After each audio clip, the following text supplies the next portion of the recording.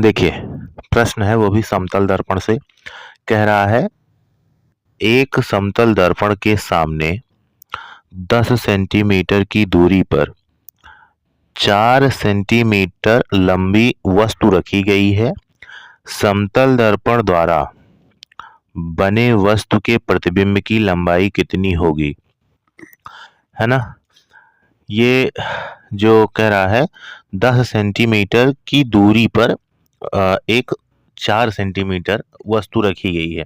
तो हम आप सबको बता दें, पहली बात तो ये सुनिए, जो समतल दर्पण द्वारा प्रतिबिंब बनता है वो हमेशा आभासी, सीधा और लंबवत बनता है, ठीक दर्पण के पीछे।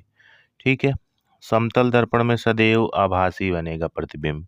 आभासी बनेगा तो जाहिर सी बात है सीधा बनेगा ही बनेगा, वो भी लंबवत दर्पण के पीछे। ठीक जैसे मतलब यहाँ पे हमारा ये दर्पण है, तो यहाँ पे अगर प्रतिबिंब रखा है, ठीक पीछे उसके उतनी ही दूरी पे वो प्रतिबिंब बनेगा।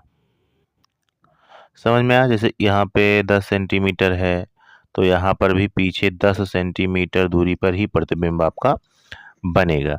समझ में आया? तो एक चीज़ ध्यान रखिए कि समतल दर्पण द्वारा प्रतिबिंब सदैव आभासी ही बनता है। फिर उसके बाद यहाँ पे हम चलते हैं अपने प्रश्न पे।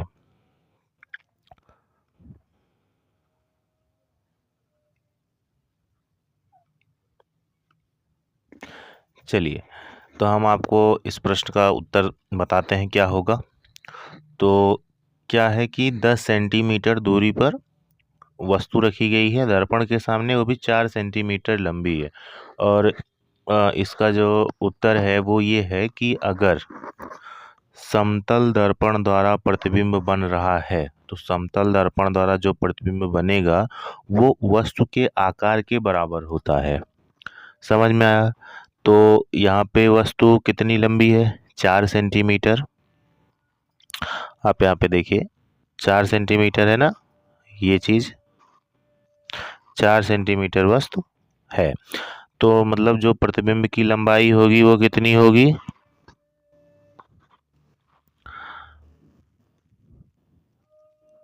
4 सेंटीमीटर अगर वस्तु की लंबाई है, वस्तु की लंबाई है, तो प्रतिबिंब की लंबाई अगर पूछेगा तो उतना ही होगा जितना वस्तु की लंबाई है। तो यहाँ पे 4 सेंटीमीटर प्रतिबिंब की भी लंबाई आपकी होगी। क्योंकि समतल दर्पण में क्या होता है ना भैया कि जो वस्तु की लंबाई होगी वही उसके प्रतिबिंब की भी लंबाई होगी। उसका आकार जो है वस्तु के आकार के बराबर ही होता है। जो प्रतिबिंब बनेगा आभासी बनता है सदैव, भी मैंने बताया। तो जितना वस्तु लंबा होगा उतना प्रतिबिंब भी लंबा होगा। तो इसका जो आंसर है वो 4 सेंटीमीटर ही होगा। समझ में आया?